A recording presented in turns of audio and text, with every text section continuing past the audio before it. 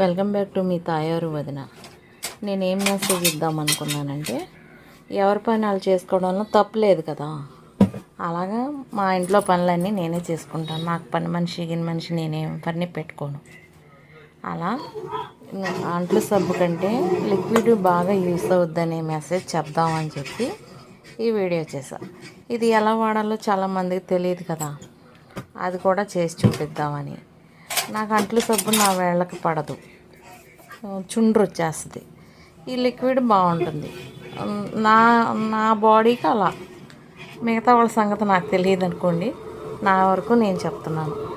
ఇది కంఫర్ట్గా ఉంటుంది. అయితే ఇది ఎలా వాడుకోవాలో తెలియదు కదా చాలామందికి, అందుకని చెప్దామని చేశాను అన్నమాట.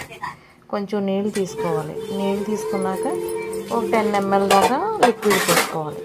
రెండు మిక్స్ చేసి అప్పుడు అది పెట్టి క్లీన్ చేస్తే అసలు సబ్బు పెట్టి చేసిన దానికంటే కూడా దీంతో వాష్ చేసిన చాలా నీట్గా ఉంటుంది. మీరు గమనించండి ఒకసారి వాడి. చిన్న ప్యాకెట్స్ కూడా దొరుకుతాయి కదా, చిన్న ప్యాకెట్స్ అయినా సరే తెచ్చుకోవచ్చు. తెచ్చుకుని వాడి చూసి అప్పుడు మీరు వాడచ్చు. ఇది చెప్దామని చెప్పి చేశాను అన్నమాట ఈ వీడియో.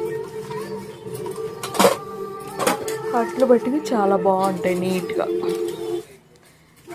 డబ్బాలు సబ్బులు వాడే కంటే ఇది చాలా మంచిది. ఎవరిష్టం వాళ్ళది అనుకోండి, నాకైతే ఇది ఇష్టం.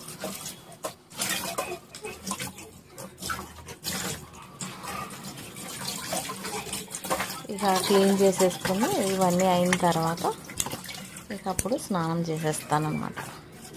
బట్టల మీద పడతాయి కదా మరి అంట్లు కడిగిన నీళ్ళు, అందుకని ఇక తర్వాత దండం పెట్టుకొని వంట చేస్తాను. స్నానం చేయకుండా మట్టుకి నేను వంట చేయను, భోజనం చేయను. అది నాకు ఒక అలవాటు అయిపోయింది. మీరు కూడా అట్లా చేస్తే మంచిది. సరే మరి, please like, share, subscribe, support me. మీకు నచ్చితే వేరే వారికి షేర్ చేయండి.